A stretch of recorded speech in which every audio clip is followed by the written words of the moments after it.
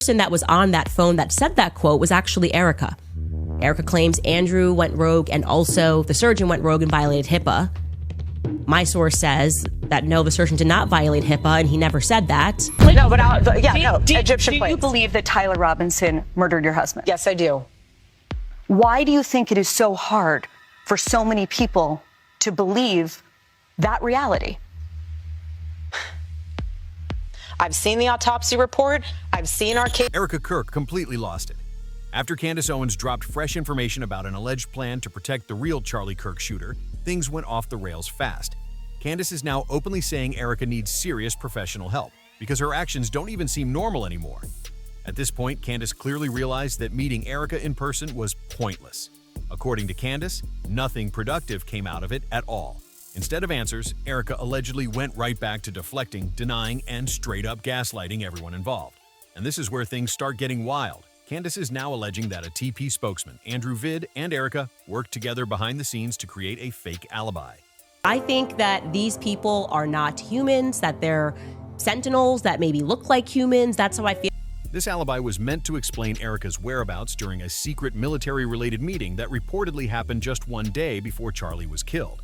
And this isn't random speculation. An eyewitness allegedly placed Erica at a hotel near the base during that exact time. Andrew later shared a photo Erica sent him, claiming she was safely at home with her kids. But now that photo is being questioned hard. People are asking when it was really taken, where it was taken, and if it even proves anything at all. The cracks are showing fast, and it doesn't stop there. Andrew Colt had previously claimed that the surgeon who tried to save Charlie said it was a miracle that the bullet supposedly never exited Charlie's body. That statement spread everywhere. But here's the problem. According to Candace, there's a picture of Erica Kirk with a ponytail, and from her past. That person matches who I saw at Fort Huachuca in the lobby the night before. That line didn't come from the surgeon at all. It came straight from Erica herself. So why would Erica invent something like that? And why would she put words in a surgeon's mouth? And the biggest question of all, why isn't Erica, as Charlie's widow, pushing for full transparency? Why does it always feel like she's trying to shut things down instead of opening them up? The deeper people dig, the clearer it becomes. This story isn't just messy anymore. It feels dark, calculated, and far from over. So Candace Owens is back in attack mode, and this time she's not holding anything back against Erica Kirk. Even though both of them publicly claimed their 4-hour meeting was productive, Candace is now telling a totally different story. And if what she's saying is accurate, Erica is being pulled straight into the center of the alleged plot tied to Charlie's death. So this guy just starts live reading the messages that are coming in from Andrew Colbert, where he proceeds to give an alibi that no one asked for. He's like, this is what Erica was doing on September 9th. Okay, the guy said he saw her on the 8th. It's kind of like the Brian Harpole, where they're just like giving us alibis for times that we're not talking about. Again, I wasn't even necessarily pressuring them for an alibi, but he then proceeds to walk him through what Erica was doing on September 9th, and he's pretending like she doesn't even know what Fort Huachuca was, even though her mother has a contract with the Department of Defense and would have obviously had to have been familiar with Fort Huachuca, which is in her backyard, and in Turning Point USA's backyard as well. Notice that's Erica's hand. So that means Erica, the CEO of Turning Point USA, is directing the spokesperson of Turning Point USA, Andrew Colbert, to send her alibi. Erica recently asked Candace to stop pushing what she called conspiracy theories, saying she was worried it could mess with the jury in the case against Tyler Robinson, the man officially labeled as Charlie's shooter. But let's be real for a second. Candace has never believed Tyler was the one who actually did it, and a whole lot of people agree with her on that. From the very beginning, people have been giving that official FBI version some serious side-eye. Too many gaps, too many unanswered questions, and not enough clarity. And this is where things start circling back to Erica in a big way. On a recent episode of her podcast, Candace flat out said she doesn't trust the alibi Erica gave about where she was on September 8th, just 2 days before Charlie was killed. That alone raised eyebrows everywhere. Candace made it clear she wasn't buying the explanation, and once she said that out loud, everything exploded. The situation really blew up after Mitch Snow, a retired U.S. Army staff member, appeared on Candace's show. Mitch claimed that back in September 2025, just days before Charlie's assassination, he was physically present at Fort Huachuca in Arizona. And while he was on base, he said he saw individuals connected to Turning Point USA, including someone he was 95 to 99% sure was Erika Kirk. That's not a small claim.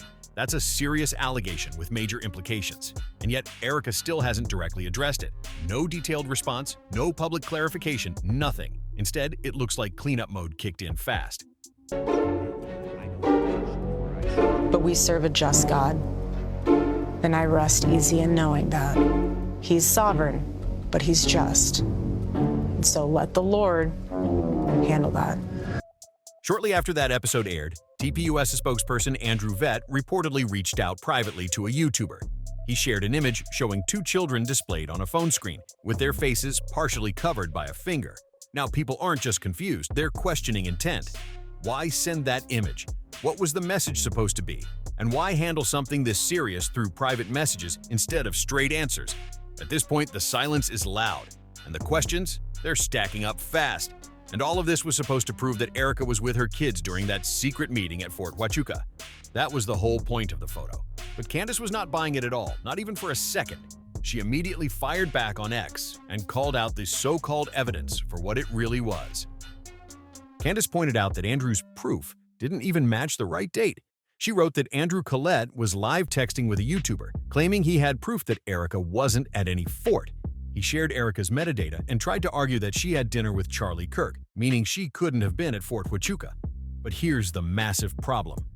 That metadata and schedule were for September 9th, not September 8th, and Candace made it clear that everyone involved knows the allegation is about September 8th. So why push info from the wrong day? Candace straight up questioned whether this was intentional misdirection. She didn't stop there. Candace also asked why Andrew didn't just send the photo directly to her. If the evidence was solid, why send it to a random YouTuber instead of the person actually raising the concerns? Like, he was the one who issued that tweet and quoted the surgeon. I then told you that the surgeon never said that. That was not a quote from the surgeon. What I didn't tell you was that according to my source, which I trust very much, the person that was on that phone that said that quote was actually Erika. Erika claims Andrew went rogue and also the surgeon went rogue and violated HIPAA. My source says that no, the surgeon did not violate HIPAA and he never said that, but he answered Andrew Kovet's questions because Erika was on the phone, and that the Superman quotation came from her. That move alone made everything look even more suspicious. And then Candace asked the question everyone else was already thinking. Why is everyone being so evasive about Fort Huachuca? Why does every answer come with deflection, half responses, or missing details? The silence around that location is getting louder by the minute. Now let's talk about that photo itself. The image of the two kids that was supposed to lock in Erika's alibi is raising even more eyebrows. People started asking a very simple question. Whose kids are those? Charlie's son is only 1 year old, and the child shown in the photo looks noticeably older. That mismatch immediately set off alarms. No wild assumptions, just basic observation. And once people noticed that, the entire explanation started to fall apart fast. There's a picture of Erika Kirk with a ponytail, and from her past. That person matches who I saw at Fort Huachuca in the lobby the night before, and she was with that man in the lobby, and that man, he was present at that meeting. Those are really rare eyes. That's 95 to 99%. I can't imagine somebody else. That's why more people are now saying this whole situation feels staged and sloppy. Some are calling it a major slip-up, because how do you get the date wrong when the entire controversy depends on that exact date? At this point, it doesn't look like an accident anymore. It looks like panic. And when stories start changing, dates don't line up, and proof doesn't match the claim, people are going to notice. Big time. This doesn't look like confusion anymore. It feels like deliberate misdirection from TPUSA handlers who are desperate to bury anything tied to Fort Huachuca.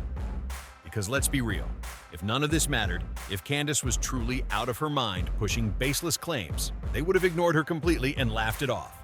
But that's not what's happening. What we're seeing instead is scrambling, fake alibis popping up.